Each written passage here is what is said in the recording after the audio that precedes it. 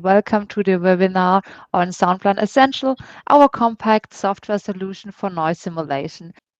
So, at first, I want to give you a short overview about the company SoundPlan and our different software products, especially SoundPlan Essential. After that, my colleague Jochen will continue with the product presentation. So, about SoundPlan. SoundPlan is a small company located in the south of Germany. SoundPlan is an innovative software company and engineering firm active in different fields like noise control and noise mapping and occupational health and safety and room acoustics. Our core tasks are the development and improvement of our software products as well as the customer support. However, we are also active as consultants in noise protection and room acoustics. SoundPlan offers different software products. In the field of noise control and environmental protection, there is SoundPlan Essential and SoundPlan Noise. We will look at SoundPlan Essential in detail today. SoundPlan Essential is the efficient, compact solution for your requirements. The program is characterized by its simple and intuitive operation. You can model the geometry data easily by digitizing on the screen over a background or by importing digital data. There's also an interface to Google Maps available. The sound sources and the objects that influence the sound propagation path are entered in the sitemap and equipped with acoustical properties. For the definition of the emissions, there is an extensive emission library which provides a large selection of spectra. With the original SoundPlan calculation kernel, calculations are performed quickly and efficiently. In a clearly and understandable way, the emission parameters, the results, including the partial levels and dispersions parameters, are documented in tables.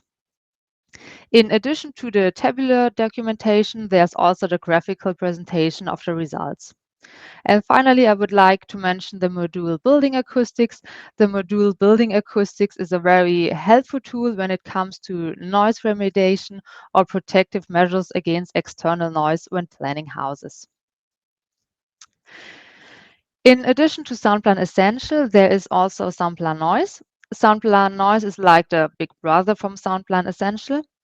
With SoundPlan Noise, you not only can create noise surveys in fields of noise control and environmental acoustics, you also can calculate sound propagation inside a building. This includes, for example, planning open plan offices. In the field of occupational health and safety, we offer the program SoundPlan Manda, our new mapping and analyzing software. In comparison to our other programs, SoundPlan Manda isn't a prognosis tool based on measurements. SoundPlan Manda determines several acoustic parameters and presents these results in colored noise maps. And last but not least, for simple room acoustic questions, there is Saruma. So what are the highlights of SoundPlan Essential? SoundPlan Essential is the compact and efficient software solution for any noise simulations. The program is characterized by its simple and intuitive user interface. SoundPlan Essential is the cost-effective option for standard noise simulation cases. And the program is the base for fast and highly quality results. So Jochen will now give you an overview of how to set up a calculation model in SoundPlan Essential for the calculation of a road and industrial noise with using a simple example. So SoundPlan Essential is a single document application. So all the project steps are done in one interface, in one software. And the software guides you through the process of your project. So let's start together a new project. So I press here on the button. Yes.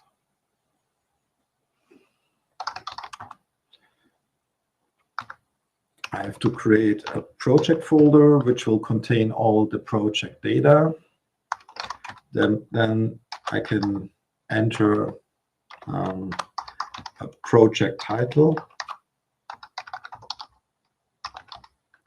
a project number, an engineer and a customer, and also description.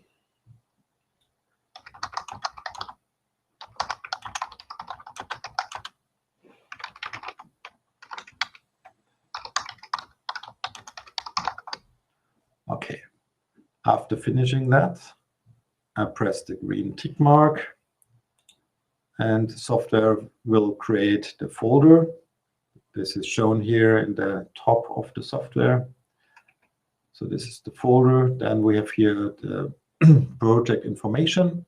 You can use this description as a kind of a logbook and enter additional information during your workflow or your when you work in the project. So this is quite helpful to keep track about your process of the work. Okay, project type, we will use at the beginning the calculation of a single variant. We want to use only road noise, so I switch these other noise types like rail, industry, and parking off. Assessment, we will choose day and night. You could use also LDN. The time slices are flexible, so you can adopt them.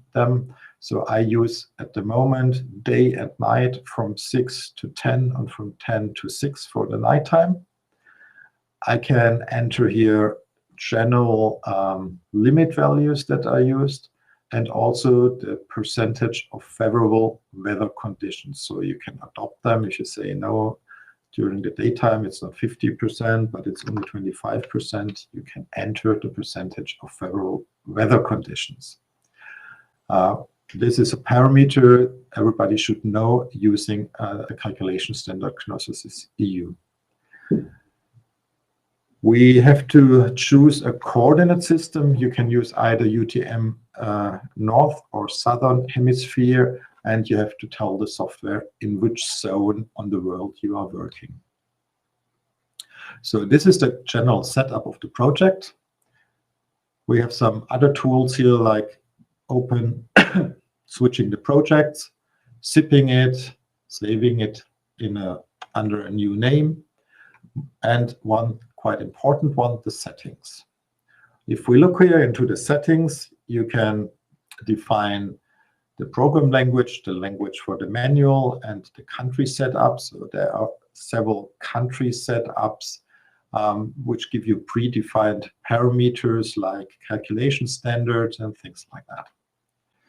And for the calculation, you can choose how many threads of your computer shall be used. So if my computer has 16 threads, so if I would like to spare some computing power during the calculation for other tasks, I could reduce it. But for the moment, I will leave it with 16. Here in enabled standards, you see a list of standards you could use in your project. So for road noise, you have several standards, I guess around about 10, I would say, from RLS 19 over Austrian RVS, Japanese, to the EU Knossos, the European method Knossos EU. So you choose the standards you want to use for road, railway noise. You see there's also a quite extensive list, and in addition for industry noise. Here for industry noise, the new ISO from beginning of this year is already included, of course. So this is something that is important for you to define, but it depends very much, of course, on your local legislation, and based on that, you will have to choose the standards. In the tab receiver settings, you can define some specific information about receivers. Should they be attached to buildings? What is the height of the first floor? Things like that. I will not go into detail. The only thing I change is now I don't want to use the German floor descriptors. I want to use the English one, so first floor and second floor. Then in editor, You can, for example, include the road railway edges into the terrain calculations. Yes, this is something I would like to do. And well, the other one, driving on the right side, was valid for Germany. If you are driving on the left side, you have to change that. This is important for additions due to the slope of the terrain or slope of the road, and it depends if you go uphill or downhill, and so therefore the software should know if you are driving on the left or on the right side. Okay, so like this, I prepare the settings for a project, and of course you can save everything globally, so as a default settings, and it will be used for your next project automatically. Then there are some buttons to go to the SoundPlan homepage, to do download updates and things like that, open the manual. I will not go into details about this. But maybe this button is important. Here you can find documents about the quality assurance, so which guidelines have been tested with official test cases or with SoundPlan internal test cases. If you want to understand that and know that, you can read this information in the QA documents. Okay, so, and I told you already, the software basically is straightforward. So up here on the top of this software, you can see several tab sheets. And your workflow is from the left to the right. So you start with project, and then you continue here in the editor. In the editor, basically, you have multiple tools, what you want to do, save, undo, load bitmaps into the background and things like that. Or then display tools like 2D, 3D, or zoom in, zoom out. And at the end, you can see all the different the different object types you can use to model your propagation model. And this is something we would like to do now together. So I would like to import some elevation points. I got them in a straightforward ASCII file. And those elevation points are describing the terrain surface. So I select the elevation point. Then I go here to the import. You can see there are several formats you can use for import. So I will start here now with the ASCII import. Okay, elevation points, yes. Then I have to find, of course, the file. As I said, it's a simple, straightforward text file in this case with X, Y, and the height.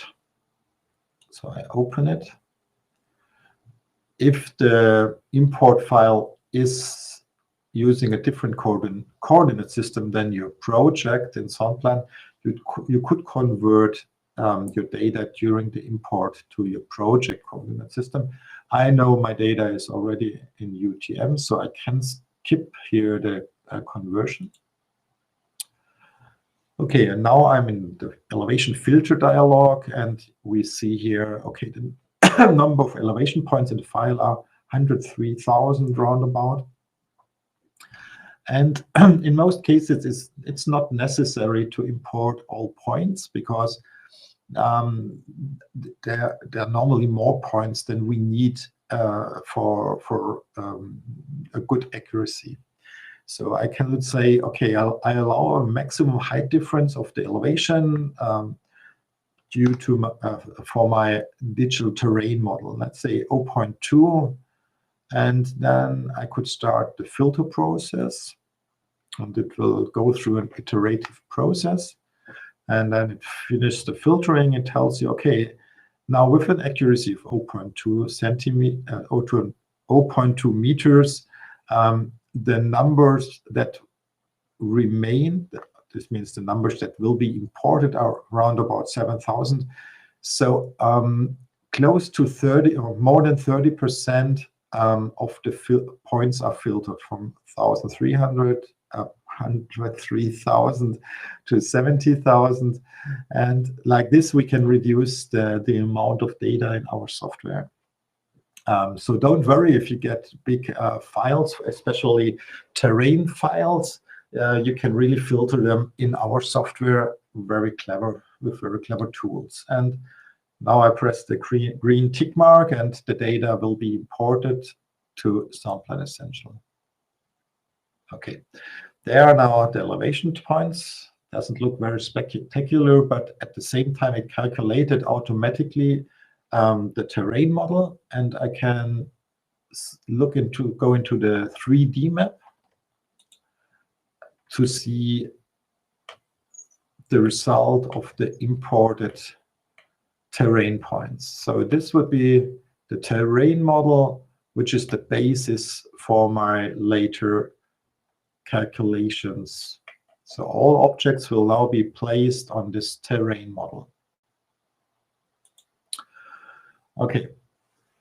Very helpful is also to have not only a white screen, but have a background map. So I can use here our map interface, and it will directly open at the coordinate range of our data. I know that our project will be here in this area, so we will have some roads, this roundabout, and so I can overtake now this image to my work area in SoundPLANessential. Very easy. Huh? At the moment, we are working here with OpenStreetMaps. Could also zoom in to have a more detailed map and save the map with a specific name, for example. Okay, so call it OpenStreetMap small.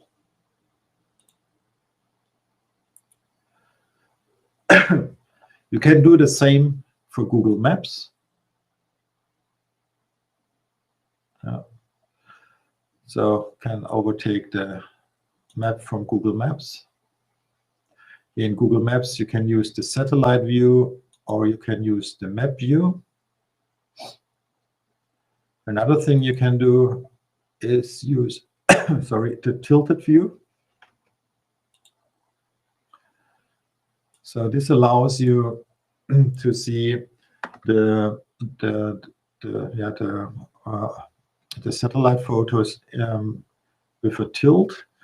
This is quite helpful if you, for example, want to know the number of floors. So this building has basically 4 floors. The next one, I would say, has 4 as well. Then we have 3 floors. And over here, we have only 2 floors. So, and we can also rotate in 90-degree steps to see here the buildings from all 4 directions. If Street View is available, you could also use the Street View. Again, down here are the buildings I was just showing here in 3D view. This is the roundabout we will investigate. On the opposite side, there is a big bus stop and a railway station.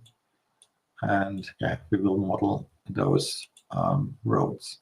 And like, you know, Street View from Google itself, like this, you can use it here in SoundPLAN. Okay, this is the possibility of our map service. Oh, I forgot one point. You could also import Google Maps elevation data. So if you have no better elevation data, you can import it from Google Maps. This is, yeah, I would not recommend it because we do not know exactly the quality. It's quite different, dependent on the area where you are in the world, where the data come from into Google Map. So I would always recommend to use your own elevation data from your land surveying agency or whoever gave it to you, can give it to you. I think the worst option would be to use your Google Maps data, but it's possible. Okay, back to the editor in SoundPLANessential. Of course, now the next step would be to import, for example, further objects like the buildings. So I select the buildings, and then we choose here the import again, but now we choose S3 shapefile. Okay, select the object type for the import. Well, the building, yes, I chose that already. We want to import all, and we want to set the objects onto the DGM we have just created. Okay. I have to select the shapefile and open it. No coordinate transformation necessary, so I can skip it.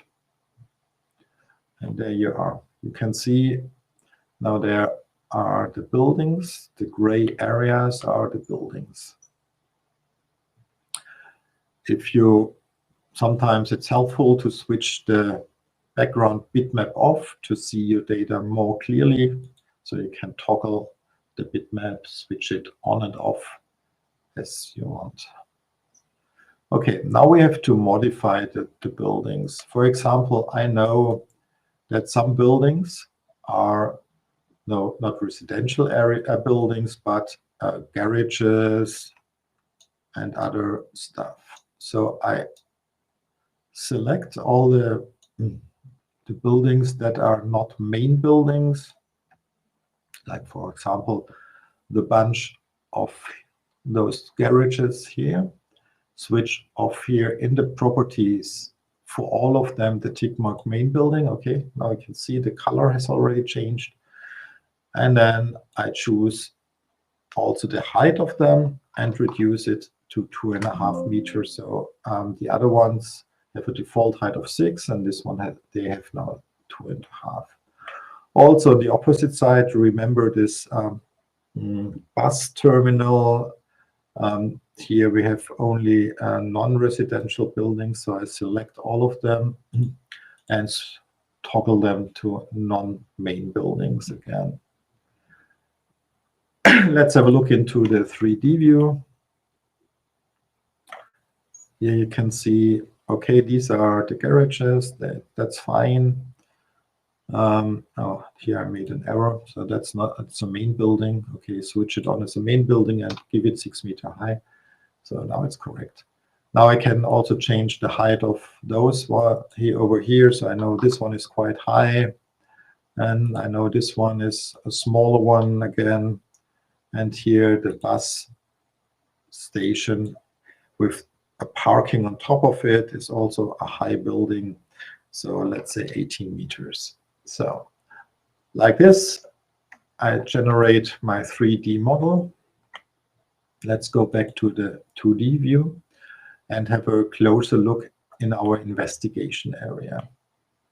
And to do that, I will change now the background map. For me, the OpenStreetMap I like it more. So I choose the OpenStreetMap background map.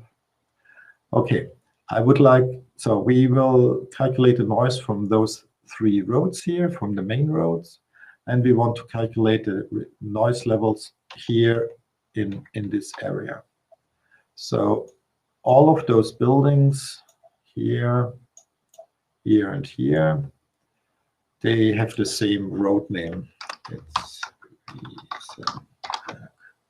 I'm sorry, but I will use the German road names. I hope that's okay for you. Okay. Now I have to let's start with this one. This has the house number 15. Next one, 13. Next one, 11. On the this one is smaller. It has only 8 meters of height. And on the opposite roadside, we have 10 as a house number, and here we have 6 meters. And the last one we want to have a look into is house number 8 and a height of 6 meters. Let's check that in the 3D view again. Yeah, makes sense. 6 meters, 8 meters, 11. Okay. Going back to 2D. So like this, basically the buildings are prepared. I could directly define the receiver points because they are attached to the buildings. So I choose receiver. Maybe I should save sometimes. Let's save it. And basically, what we are talking about are single point receivers. I assign them to the building and center it to the facade. And you can see it overtakes automatically here the here the building name and the number of floors. That's something I have to assign. Also the height above the ground floor, the height of the floors, and things like that. It overtakes automatically also the limit values from the project settings, but you could override them. Okay, next receiver. Oops, that was not the right position. Let's do that again.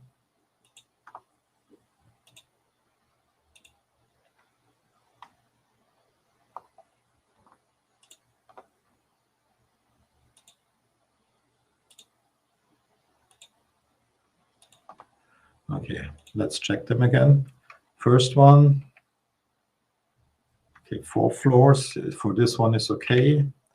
Here we have 3 floors. Next receiver, it's 2 floors. 2 floors again. And also for the last 2 receiver points, we have only 2 floors. Okay, like this, I can define the receiver points. What is missing are the roads, of course.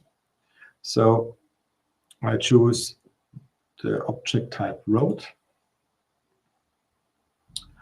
And I can predefine some properties that are used for the import. So I can define already before the import the number of vehicles running on the road. I hope you all know Knossos EU and the definition of the emission of a road. It's based on the number of vehicles, basically light, medium, heavy vehicles, and then two-wheelers and three and quad cycles during your time slices. And so I say, okay, I have 200 during daytime, I have 270, then 10 medium heavy vehicles and 12 really heavy vehicles and 2 powered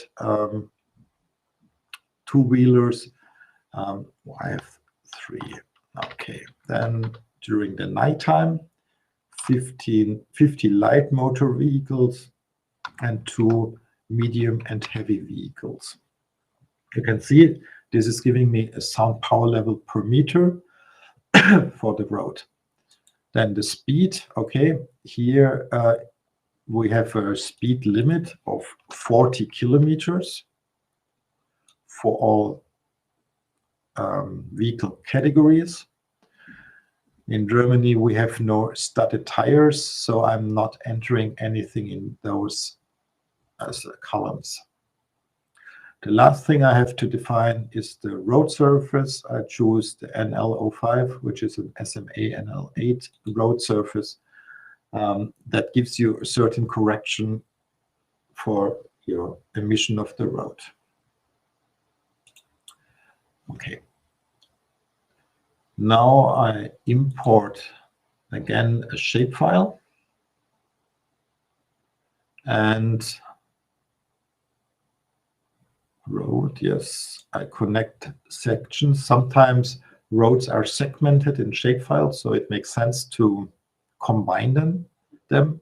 I will not place the roads onto the DGM because I know the shapefile is the roads are containing height information, and I believe they are more precise than my DGM. So I do not use set objects on DGM in this case. For the buildings, I did that.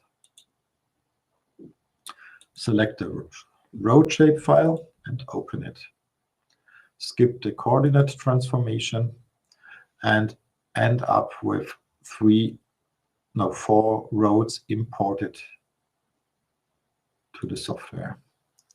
So with this recorder buttons, I can walk through the roads basically. So you can see 4. I can go to the first one. Okay, the first one, you can see it's defined here. That's the starting point, and that's the entry of the road. Okay, so what do I have to do? I should give it a name. So Bahnhofstraße, which is train station road. The properties for the traffic flow and the speed I have already defined. I will not change anything, so that's fine. So first road basically finished. Yeah, road width 8 meters. I could make it maybe a bit smaller. 7.5. Yeah, that's fine. Okay, now let's go to the next road. Okay, the next road is this one going down here. Okay, maybe also a bit smaller. So, and here the name is Straße. The flow characteristics are the same as for the Bahnhofstraße, so that stays the same. I don't have to change something. Next road is here the roundabout. Here we have some specialities. So the roundabout, we want to have a single emission band. So normally the road is split up into 2 emission lines on the outer lanes of the road, the red lines you can see here. Of course, at least in Germany, most of our roundabouts are only single emission bands. We are not in France, where you have multiple lanes in a roundabout, so we have only one in most cases. Okay, road width 5 meters. And then I have to change here the number of vehicles here in the roundabout, because basically it's half of the other roads, because a roundabout is basically, if you sum it up in both the both 180-degree circles, you should have the number of cars entering the roundabout. So, okay, that's it. And one thing I sometimes forget here, in the emission, there's also a one-way traffic, because a single emission band doesn't mean it's only one way, so one-way traffic. And then it is important to know if it's in entry direction or versus in entry direction. Why is this important? It's important because the software calculates additions due to the slope of the road, and it has to know if the road goes up or down, because the additions might be different. Okay. Then let's go to the last road, which is the one entering the city from the outside.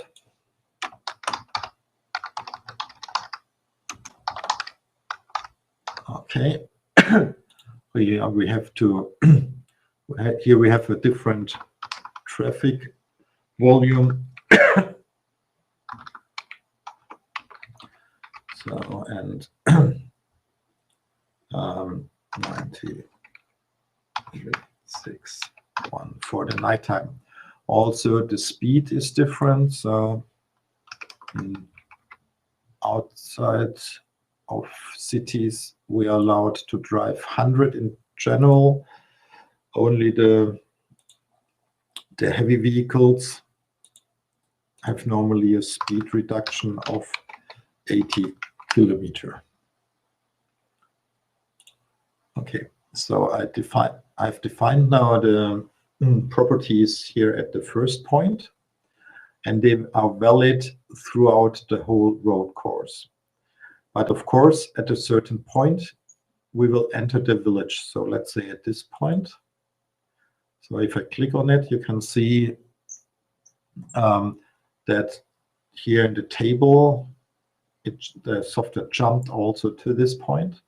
And at this point, I have to change now the speed, because this will change the value, of course, of the sound power of the road. So from this point onwards, we are only allowed to drive 50 kilometers an hour.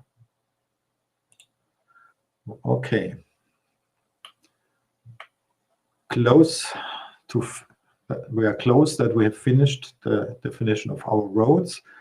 The last thing is Knossos EU is using additions for signal lights and roundabouts. And there's an additional object called junction. If I place such a point, it is looking for emission lines where the software will apply an addition during the calculation. There are some search radiuses around such a junction point. And so we are using by default 2 meters radius and 2 meters vertical tolerance. And you can see it finds here those 2 emission lines. So I have to place another point here, finds the roundabout, and here the other road emission line. And the same I have to do for all emission lines entering the roundabout. So basically I need 6 junction points in this case. Right. Save it. So basically we are now close to the calculation receiver points. Last thing we need is a calculation area. Okay, we want to calculate, let's say, an area of this size. I don't want to make it too big, because it always takes some time, of course, to do the calculations. So this is now the calculation area. Okay, now we are really ready to do the calculation. But before we do the calculation, we can already go to the emission tables and check and validate basically our entry. So what we see here are the road emission table, because only sources are roads at the moment. And we can see the different roads. We can see the vehicle types together with the traffic volume, speed, the gradient, and the emission values. And here, I forgot to rename the last road, but you can see here for road 4, you can see at a certain point the speed is changing from 100 to 50, and therefore, of course, also the road emission. Okay, so maybe I should change that. Be correct. Let's go to the first point of the road.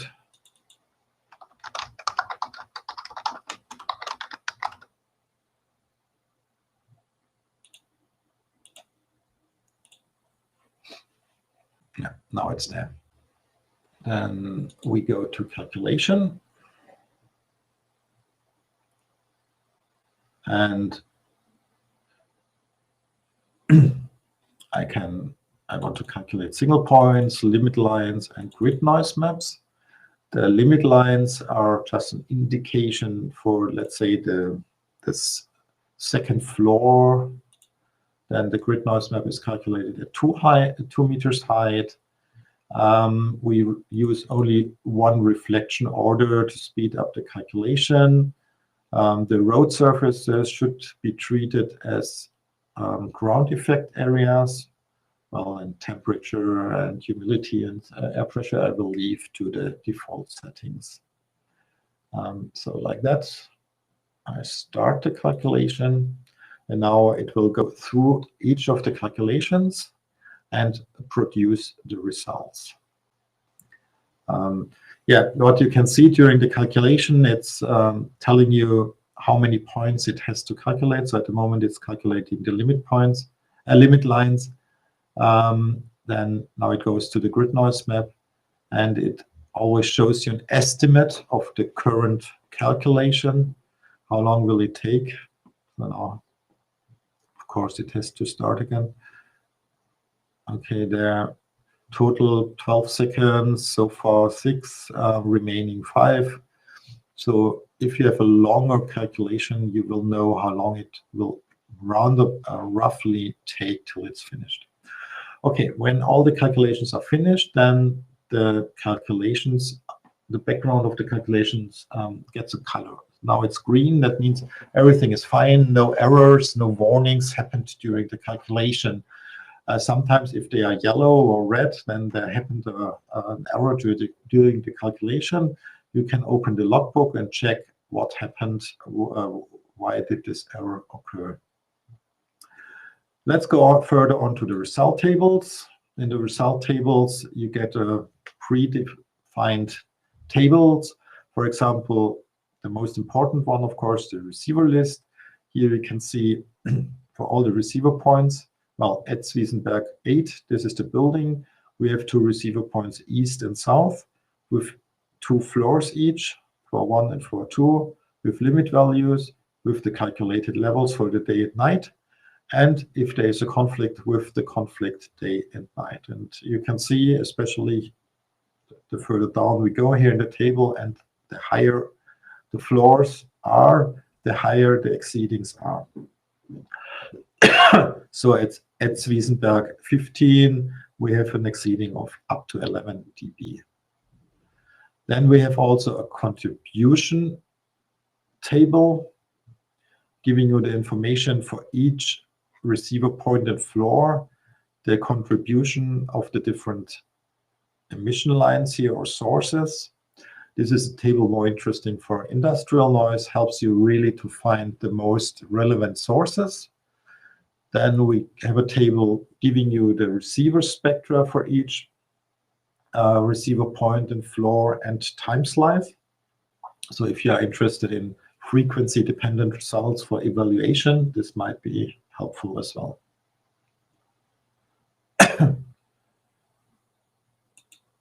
Oh, sorry, that's the last table at the moment. So I go further on to the graphical documentation.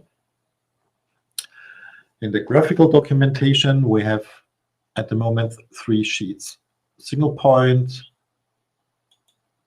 noise map day, noise map night. Okay, let's prepare. First is normally to fit in the geometry, so I can zoom in, change the viewport basically. Yeah.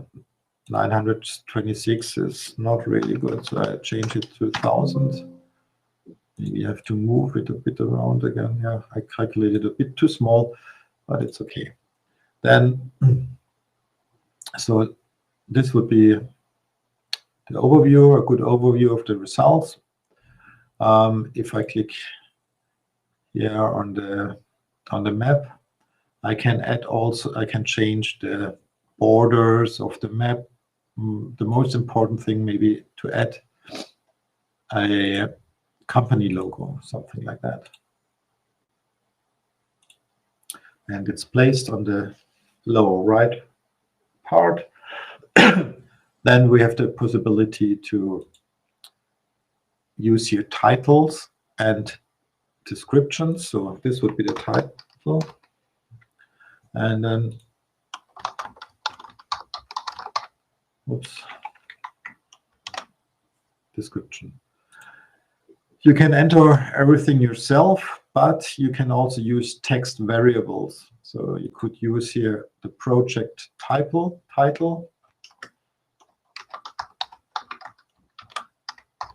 and the project number filled up with the project number from your project settings.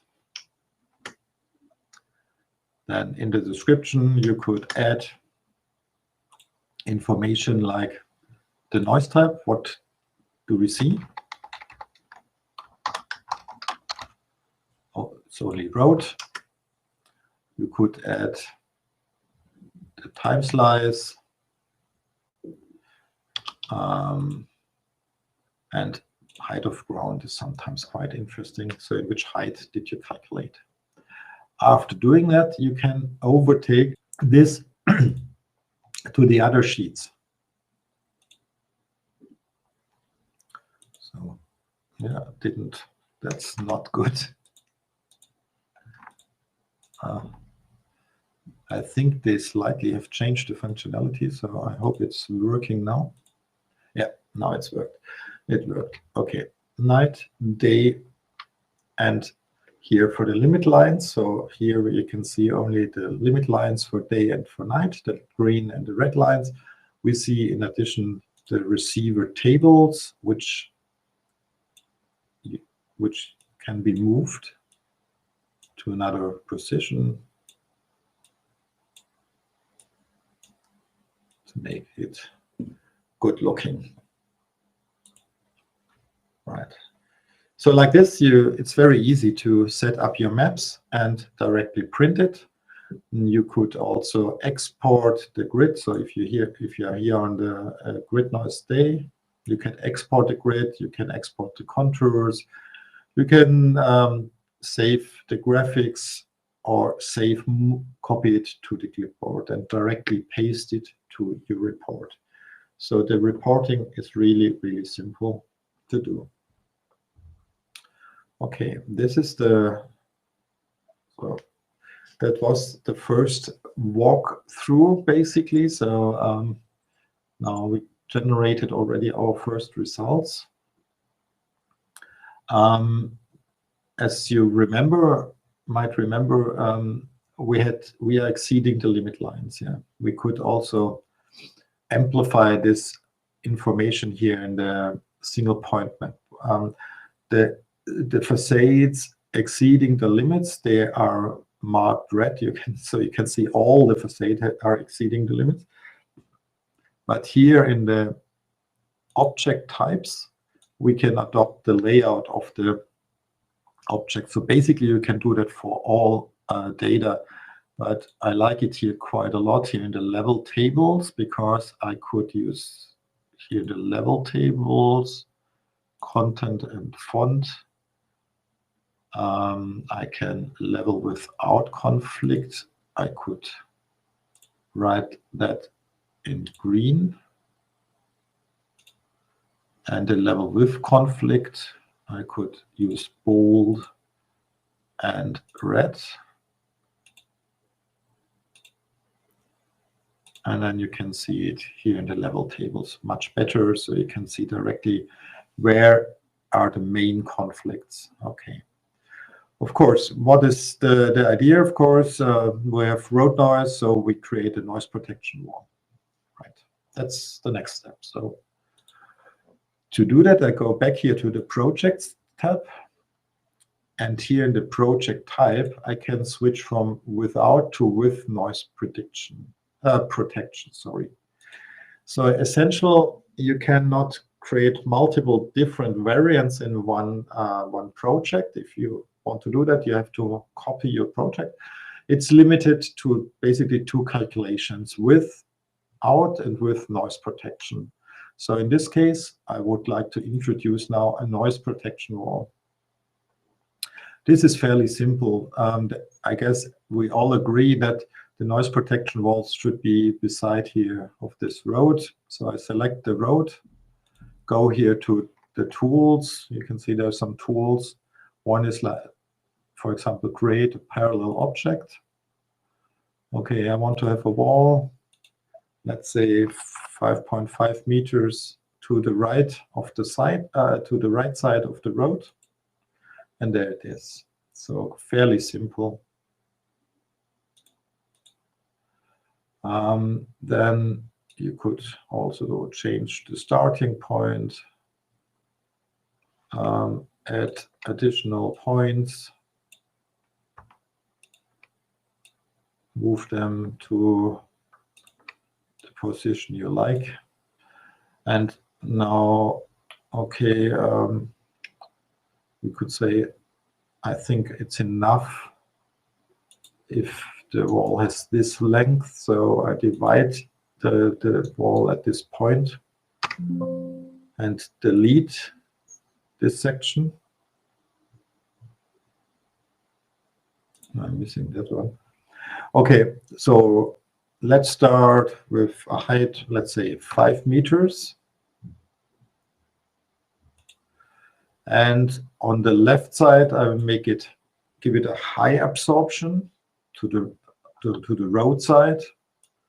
On the side to the buildings, the absorption has not been too high, so a reflection loss of 1 dB is okay. Okay, why is here another? Okay, now it's okay. Sorry. Okay, let's have a look into the 3D. You can see the wall. And then I could say, okay, at the end, I guess from this point onwards, I can reduce the height to 3 meters.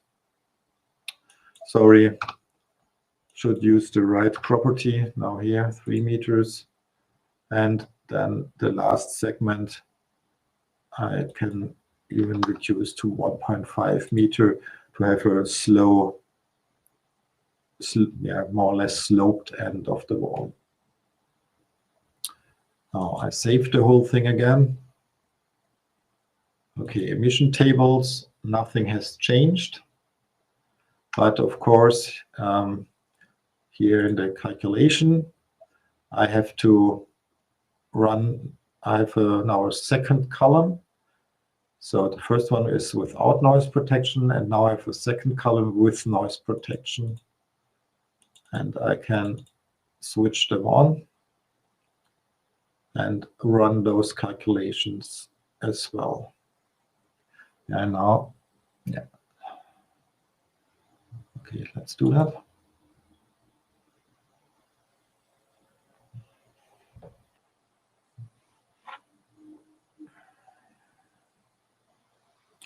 Yeah. When we continue now, we will have a small problem. The software, because we entered a new object, it says, okay, our original results are not, might be wrong. That's the reason why the original results without noise protection are yellow, because we have entered new objects. And then it says, okay, maybe the results are not valid anymore, but because it takes 1-2 minutes to rerun the results without noise protection, I will not do that at the moment. So when we go now further on to the result tables and the graphics, the software will tell us, maybe your results are not valid. So please ignore this information. It's not important for us at the moment. Yeah, here it is. Object have changed. Yeah. Do you want to continue? Yes. Okay. Result tables. In the result tables, 2 new columns are now added. No, it's more than 2. Yeah, basically 2. So we had before the levels without noise protections. Now we have also the levels with noise protections, and we can see the difference. Okay, you can see here due to the screening effect of the wall, we have a level drop of up to 14 dB. That's the highest one. Yeah, some receivers. Of course, for other receivers, it's not that efficient, so there's a level lower reduction. In the last 2 columns, we can see the conflict for the level with noise protection, and of course, It's much better now, so the conflict is much lower.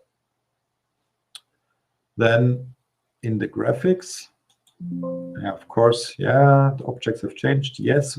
Okay, this was in the sheet list. There are now 3 additional sheets. So we have now without noise protection. This one you know already. And this one would be the one with noise protection. And you can see if I switch between those two, you can see the limit lines are much closer now to the road. You can see also in this case the noise protection wall. And we can see the effect of the noise protection wall. This becomes also clear if we look here in the tables. Most of the receiver levels are now green and not red anymore. Also, grid noise map day with noise protection to grid noise map day without. You can see a clear difference. Of course, the same is true for the nighttime. Okay. Yeah, something maybe I forgot to show is, of course, you can also adopt the scales. So if you don't like the scaling, you can say, okay, let's start with 40 and use 2.5, but more intervals. Oops, I have to save it, sorry. And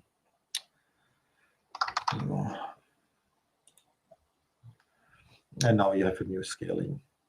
So also very simple to apply. Okay, so this was the part on the road. The next topic I would like to show with some very small examples how to implement also industrial noise. So I would like to use not only road, but also industry and parking.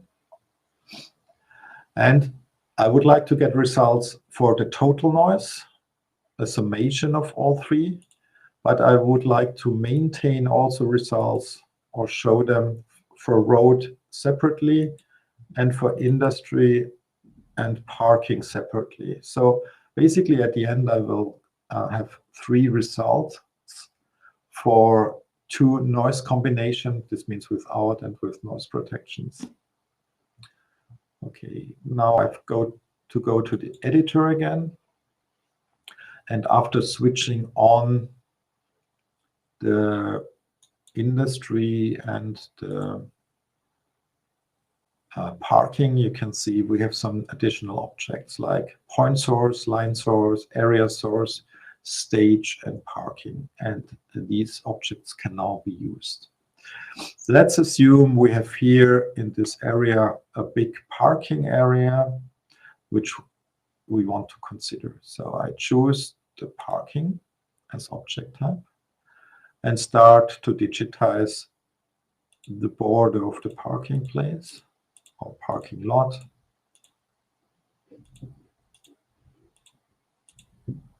I will not be too precise today because it's just for demonstration, basically. Okay, this is the border of the parking. The emission calculation is based on a German publication. If you want to understand it, you will have to read it. So it contains different parking lot types. So, for example, visitors and staff, that's the one we want to use in this case. I know that all the whole parkings contain 50 parking bays. The last or the next thing you have to define is the parking movements per parking bay and hour. So let's say every hour we have half of a movement during the day and only 10% during the nighttime.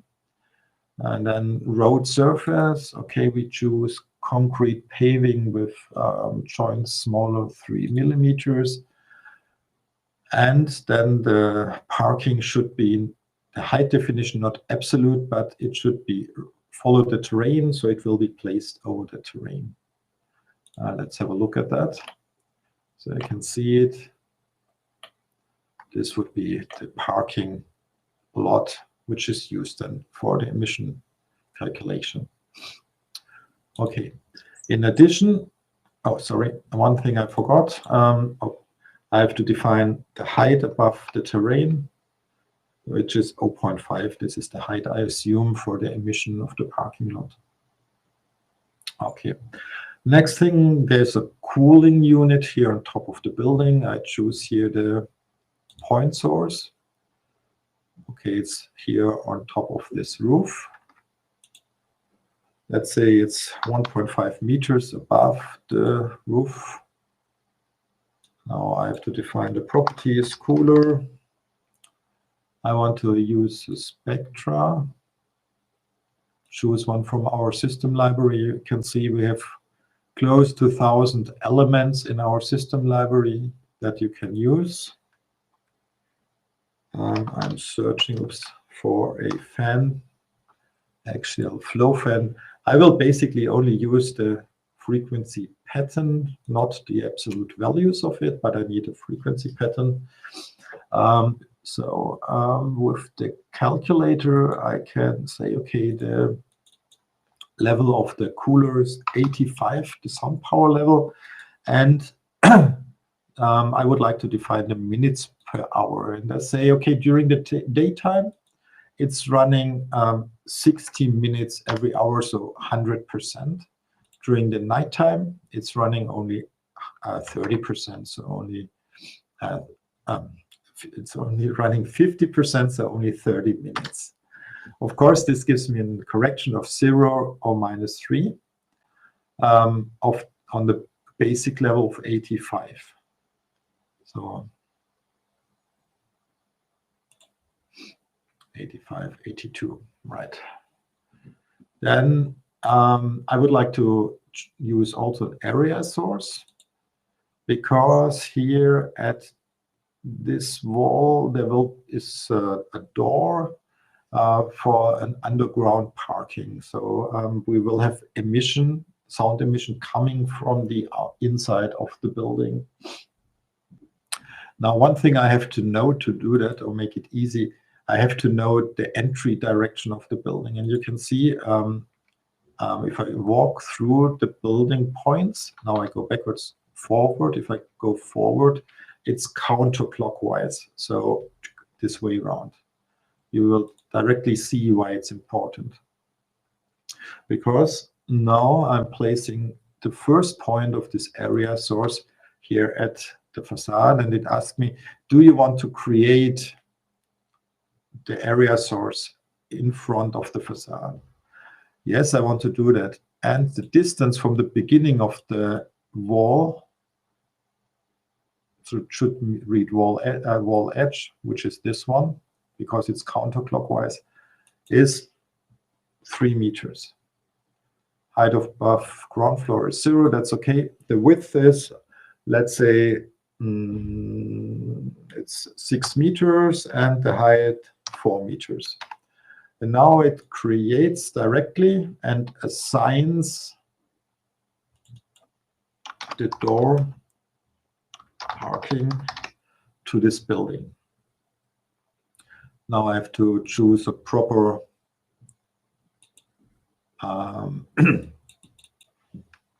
spectra. Okay, car driving on asphalt, smaller 30 kilometers. Again, I will only use the spectra. I will not use the sound power level from the library. Because from literature, I know that inside of my parking, underground parking, the emission to the outside is 50 per meter as a basic level. And then it depends basically on the number of movements. So I have to enter also the events per hour. And I say during daytime, I have 4.5 events per hour. And during the nighttime, I have 1 event power giving me corrections and a total sound power level per square meter. Now let's have a look at the 3D view, and that's the result again. So I have here the cooler, we have the open door. Yeah, I go back to the cooler because maybe I was a bit too quick. If I click here again on the library, you can see here these 2 emission spectra are now in my project, the axial flow fan and the car. And you can enter, of course, also your own values. And basically, you have to choose: is it 3rd octave, 3rd octave, 1 octave, signal values. You have to choose the upper and lower frequencies. So the frequency spectra can be from 1 Hertz to up to 20 kilohertz. And you have to choose: is it dBA values, is it a sound power value, or per meter or square meter. So I will need to show that as well. Okay, like this. Yeah, we are basically finished with the preparations. You can save it. Go now to the emission table again.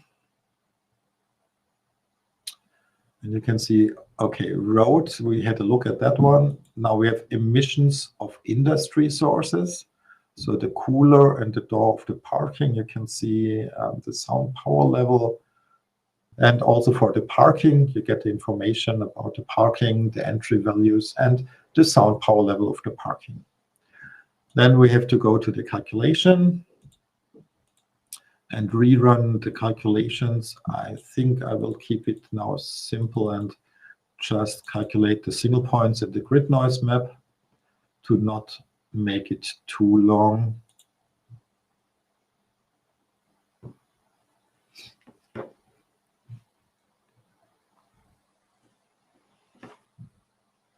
Okay, finish the calculation. Let's go to the result tables. Now we have more result tables, of course. So receiver list road. So this is only for the road. And,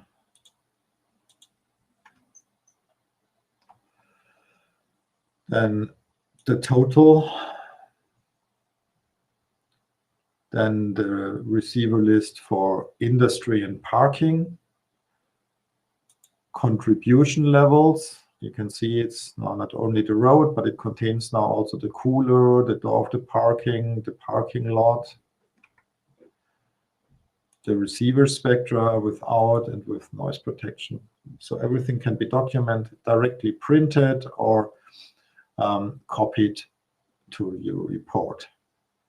Also, the same is, there's now a new selection here, is total level, or you can show only the road, or only industry and parking.